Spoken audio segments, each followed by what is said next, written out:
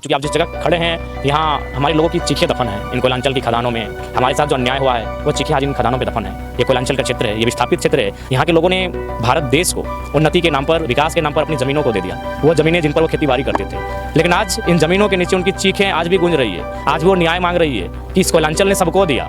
इस कोयलांचल की बिजली से बांग्लादेश जगमग हुआ, लेकिन आज भी हम अंधेरे में हैं। इस कोयलांचल के धन से पूरा भारत देश धनवान बना, लेकिन आज भी हम लोग निर्धनता का जीवन यापन कर रहे हैं। ये कोयलांचल हिसाब मांग रहा है। इसलिए आज ये उनका बेटा उस चीख को जो दब चुका है, जो आज मिट्टी के नीचे दफन हो चुका है, जिसको दफनाने का प्रयास किया गया है, उस आवाज़ को उस दफन के बीच से निकाल कर लाने का काम किया है। और आज ये कोयलांचल का बेटा, माटी के लिए लड़ने वाला बेटा, आज कोयलांचल के जो विस्थापितों के साथ अन्याय हुआ है, जो कोयलांचल के लोगों के साथ जुल्म सितम हुआ है, उसका हिसाब मांगने दिल्ली कुछ करने की तैयारी में है। और जनता का आशीर्वाद मिल रहा है। निश्चय दिल्ली में अगर हमारी एंट्री हुई तो पहला सवाल तो हम यही रखेंगे, अगर कोयला धनबाद बोकारो देता है तो हेडक्वार्टर कलकत्ता क्यों होगा।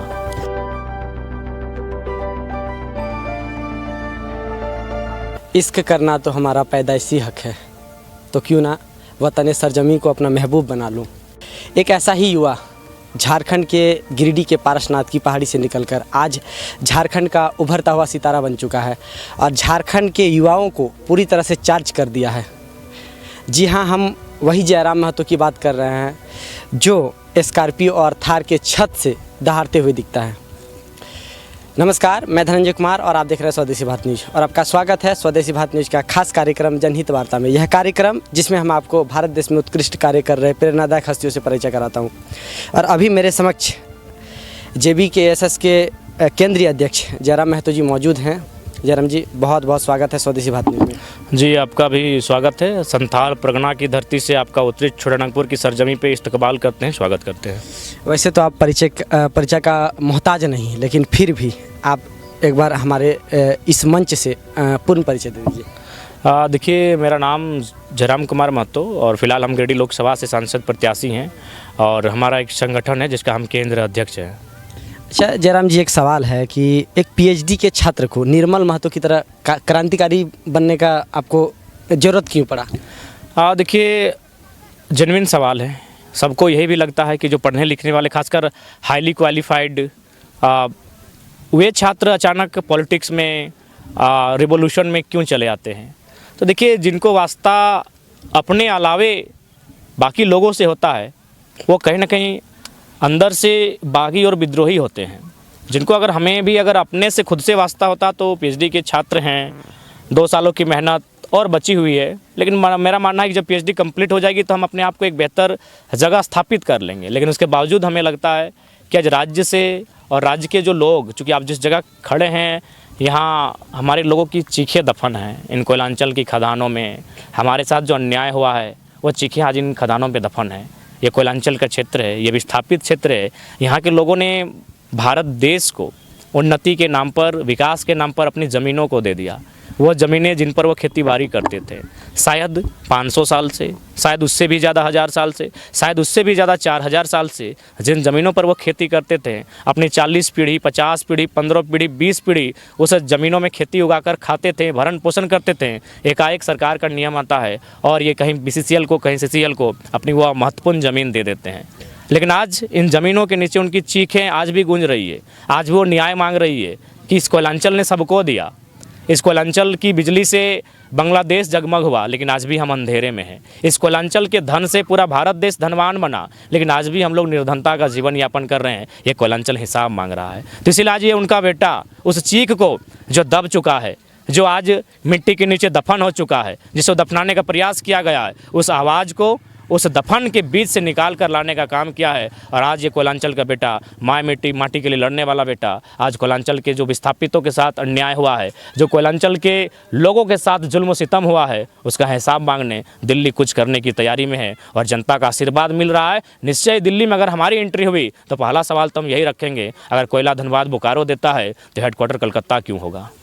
तो कहीं ना कहीं आपको बहुत तकलीफ हुआ, इसीलिए आप इतना बड़ा आंदोलन कर। बिल्कुल, दर्द, जो दूसरे के दर्द को अपना दर्द समझता है, वह मुझे लगता है कि उसके लिए क्रांतिकारी होना कोई आम सरल बात नहीं है।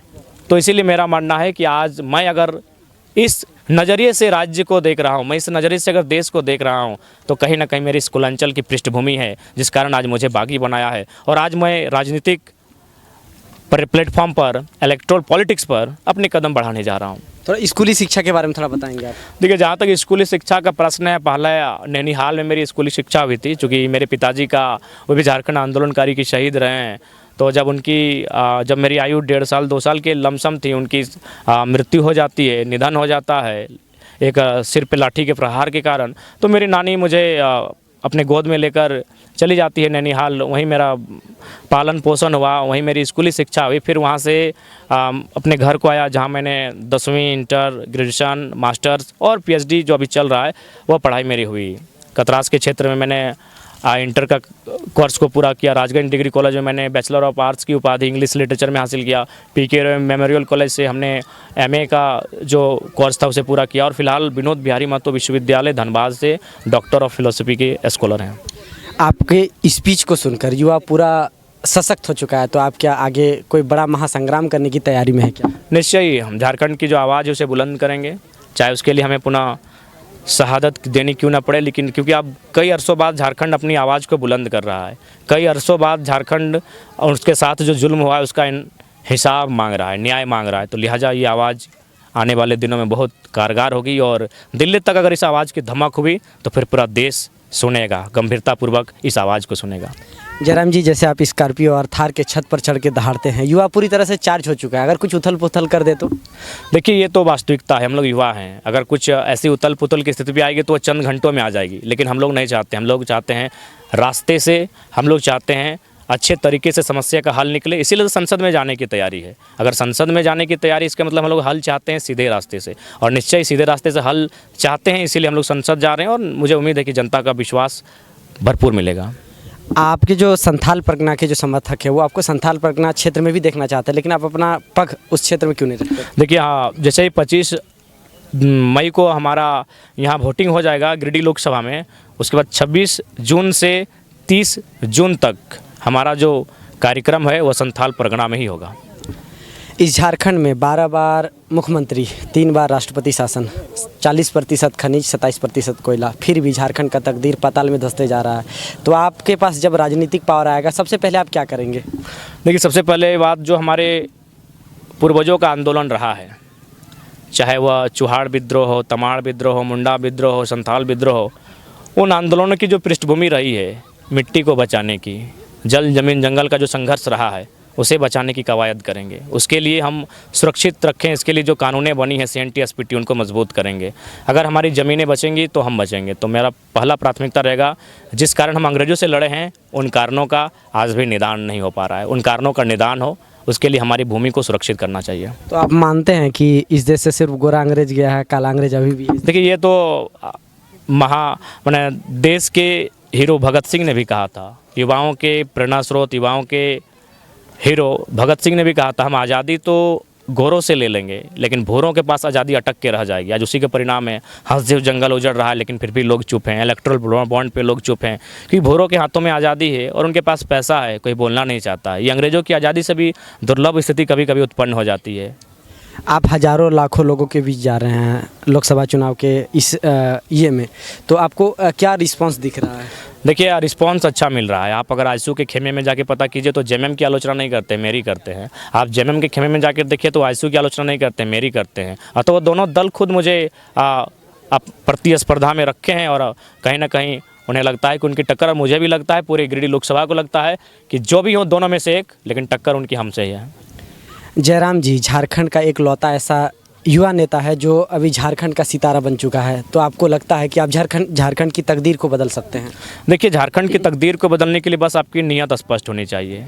लेकिन इन नेताओं की नीयत क्या है? किसी को 10,000 करोड़ की संपत्ति है, किसी का 12,000 करोड़ की संपत्ति है, किसी का 9 गो सिर्फ तमिलनाडु में है, किसी का थाईलैंड में 3 गो कंपनी है। तो जिस दिन उनकी नीयत स्पष्ट हो जाएगी, जिस दिन वो सत्ता और संपत्ति के विकेंद्रीकरण पर सहमत हो जाएंगे, झारखंड से खूबसूरत तस्वीर किसी राज्य की नहीं होगी। आप युवा होने के नाते जो भी झारखंड के युवा हैं, उनको आप क्या कहेंगे?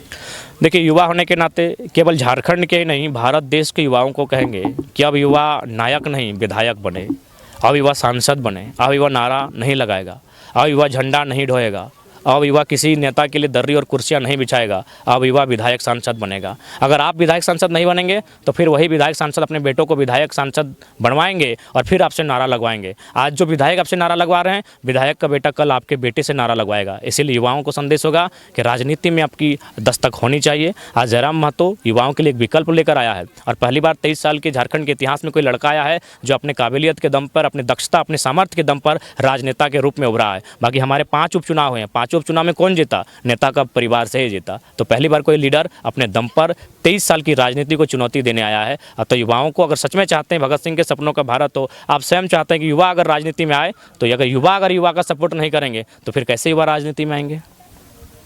2024 का विधानसभा चुनाव के लिए तैयारी, उसके लिए क्या है? नहीं, अभी हम लोग का फोकस लोकसभा पे है। लोकसभा में हम लोग काफ़ी सीटों पे चुनाव लड़ रहे हैं, लगभग 8 सीटों पे चुनाव लड़ रहे हैं। तो हमारा पूर्ण फोकस अभी लोकसभा पर है और हम लोग लोकसभा पे बहुत ताकत लगाए हैं, बहुत एनर्जी लगाए हैं। लोकसभा का रिजल्ट हमारे विधानसभा की भविष्य को तय करेगा। दुमका सीट से भी आप उम्मीदवार को खड़ा किए हैं नहीं तो, लेकिन उस क्षेत्र में आपका जाना नहीं दिख रहा? जी दिखेगा, बहुत जल्द दिखेगा। वहाँ 1 सप्ताह का हमारा कैंपेनिंग होगा।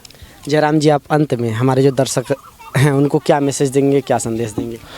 देखिए, तमाम जो दर्शक हैं उनको हम यही संदेश देंगे कि भारत देश, सबसे पहली बात तो हम ये कहेंगे कि अगर आप कहते हैं कि घूस लेने वाला टीचर ना हो, अगर कोई घूस लेकर टीचर बनेगा तो उससे समाज को नुकसान होगा।